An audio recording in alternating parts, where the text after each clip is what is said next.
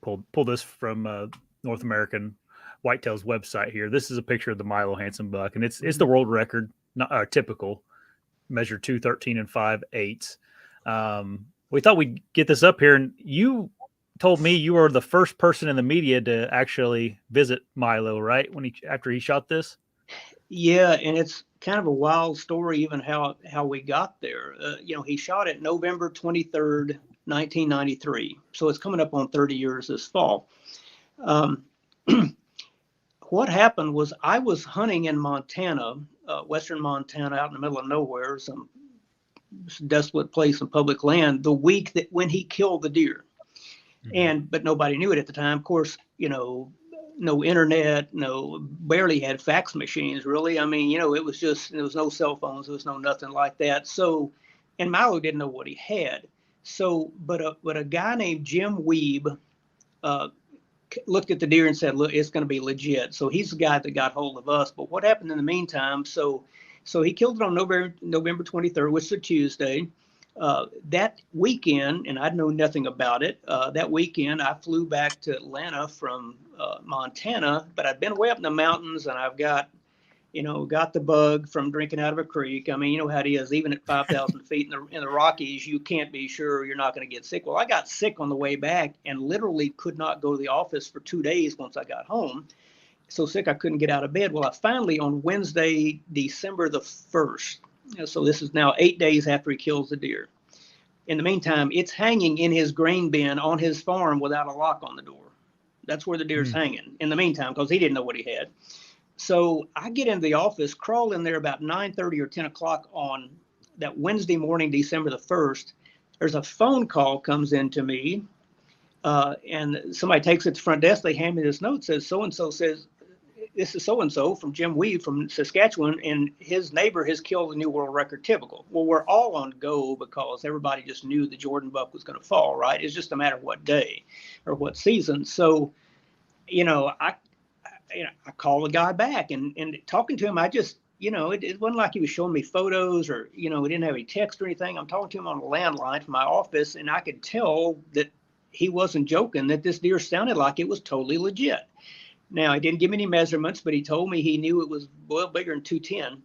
And so 206 and 1/8 had been the world record since literally 1914, if you want to look at it, chronologically. It had been world record for 79 years, and nobody had even sniffed 210. Well, this deer was supposed to be easy over 210. Well, I went and talked to my boss, Steve Vaughn, our publisher, down the hall, and I said, this sounds legit. He said, what do you think? I said, I think it's the real deal. He said, well, we got to go. So that was about 10:30 on that Wednesday morning, December the 1st. By 12:30, my fiance had pulled us up to the front of Hartsfield Airport to get on a plane to Toronto to connect to Saskatoon. And that night we were in Saskatoon at 10 o'clock the next morning. I was shaking Milo's hand, an hour and a half west of Saskatoon, in the middle of a snow blizzard. And so that's what it took to be the first one there. I'm not saying somebody else couldn't have done it. In fact, Jim Zumbo, my good friend, with Outdoor Life forever, and at the time Jim was with Outdoor Life, and Jim had heard about this deer. The rumor was starting to get out, but we were the first ones to get in to see the guy. Well, Jim apparently is circling the area like a buzzard, waiting for his chance to get in. But he never got that chance because we got there at 10 o'clock that morning. At 11 o'clock that night, we left the Hanson farm with an agreement that we could be the first people to do the story. And I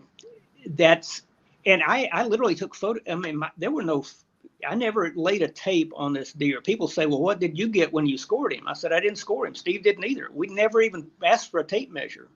The deer was lying there in a trash bag, the head ready to be fleshed out. It's been dead for 8 days. The head's lying there in his basement. Electric tape wrapped around between the G1 and 2 on the right side where one of his stray shots had almost snapped the beam off, but so he'd wrap tape around it to keep it from falling off. And, we said later, I said, well, Steve and I just knew when we left there that night. He said, well, congratulations. As soon as we got to the car, he said, congratulations, you got the story of the new world record. I said, yeah, we did. And we never measured the deer. We never looked at a score sheet, nothing, because we didn't have to. We knew he was bigger than 206 and 1/8, and I wasn't going to insult the guy by checking behind him. I said, well, I don't need to score it. I don't know what he scores, but he's bigger than 206 and 1/8. And sure enough, he was, went in at 213 and 1/8, I think, was what his 213 and change. He ended up going up a little bit at panel to 213 and 5/8, and that's where he is today. So, people say, man, what a lucky break to get to be the first one there. And it was. I mean, we were blessed to have the opportunity, but we also then acted on it. And if you don't act on it, it's just another sad story, right? So, but that was a watershed moment in whitetail history. There's no doubt about it. And so I'm just thrilled for Milo now that after all these years that he's able to now pass that deer off to the public after being able to enjoy it for 3 decades in his basement. That's just the coolest thing. Yep. He shot that. Was it on a deer drive? As the story goes, is how he ended up getting that deer. Yeah, they knew of the deer, but they weren't.